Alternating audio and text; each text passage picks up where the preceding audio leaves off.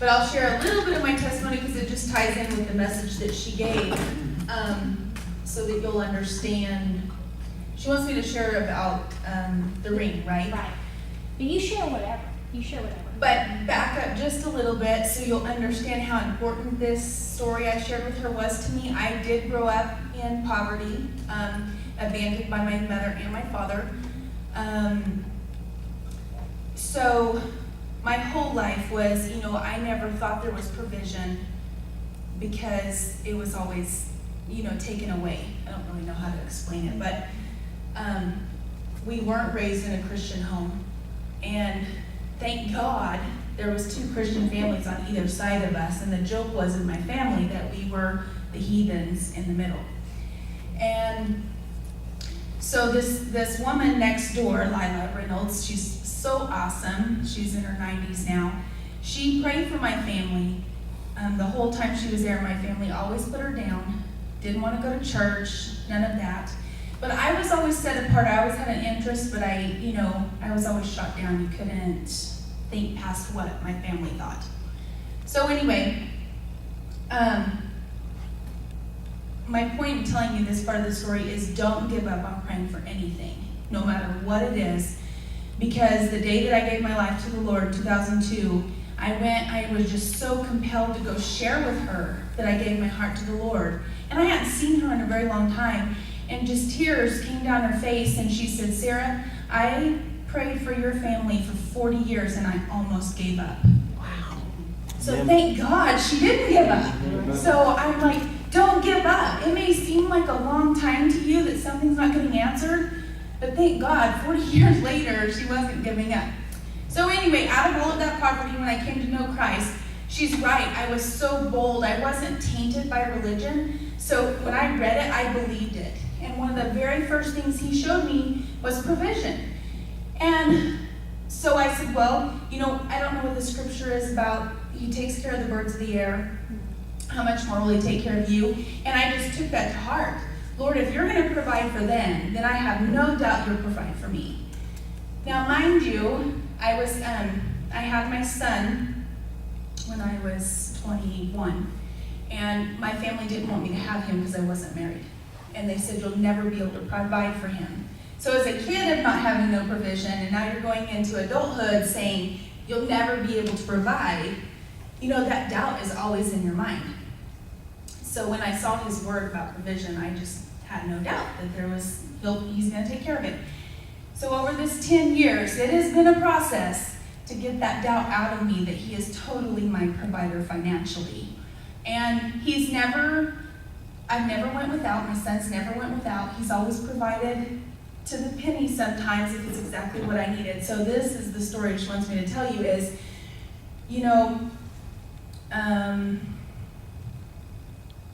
don't even know where to start.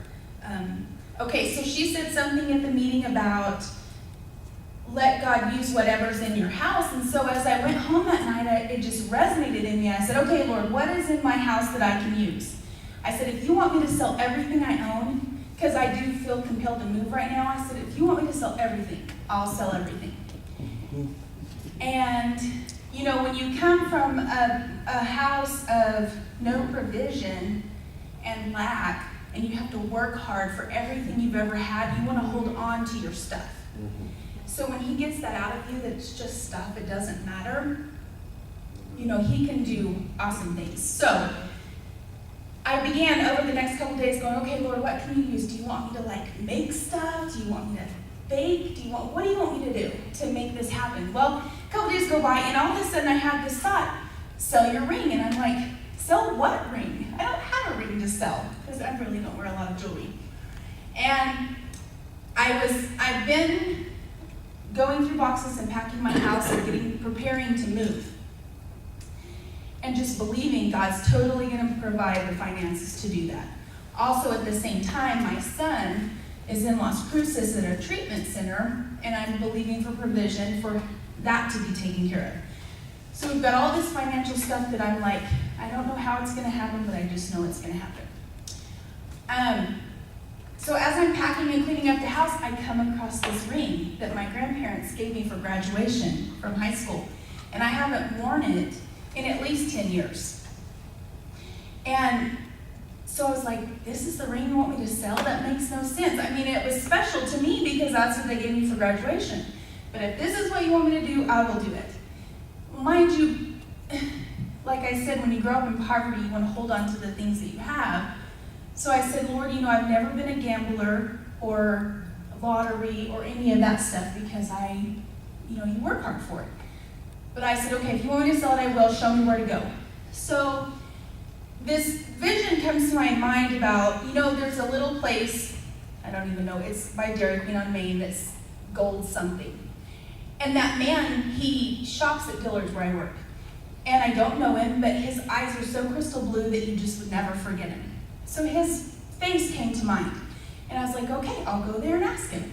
So I go with the thought, Lord, if the gold is worth, I better back up. I had been saying, Lord, how are we financially going to take care of all of this stuff with Dylan and moving and da-da-da-da? You're going to have to show me. And he says to me, ask Corey about him investing. Well, to me, I just wasn't the kind of person who wants to let go of $1 to invest, much less $370. So I go to Corey, and I just feel like this urgency. So I go to Corey, I said, Corey, please tell me about this investing that I know they heard about a year ago. Which Dinar, I don't know how many people have heard about Dinar.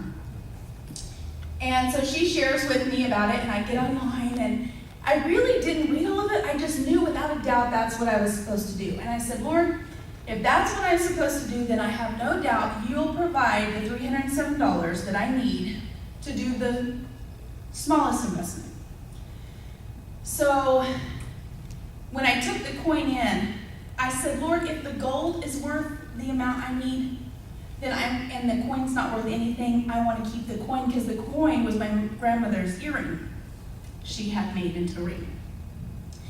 So that week of the check, I said, Lord, there's no way I'm going to have $307. I have $62 after bills were paid. I was like, you're going to have to provide the rest. So I go into this place, and the day that I went, I had no thought of going in there. I was just off work, and he just kept bringing back to my mind to go. And so how many of you know when he's showing something, you better be obedient to when he tells you to do it? So I go in there, and the guy looks at it, and he goes, really, the ring's, the gold in it's only worth like $10. And I was like, okay. And he goes, but wait. Let me tell you about the coin. I said, okay, what about the coin? Well, the coin and the ring all together, I had $62, so I needed $307. So out of that 62, I needed still 245. And so the guy tells me, well, with the coin, it's worth $244, but I'll give you $245. So, hey, I get so excited about how God goes to the penny. He doesn't lack for any good thing, neither do we. And so he just cracks me up sometimes when it's like, God, you're so awesome to the penny. Are you kidding me?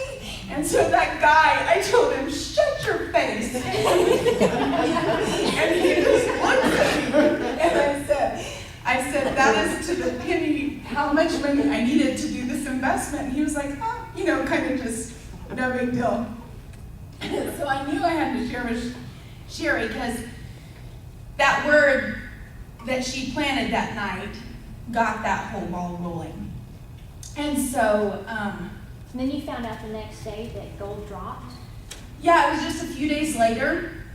The price of that same ring, because I have two of them, went from the $245 down to like $100. So timing is everything. When he shows you to be obedient, you got to do it right when he's telling you to do it.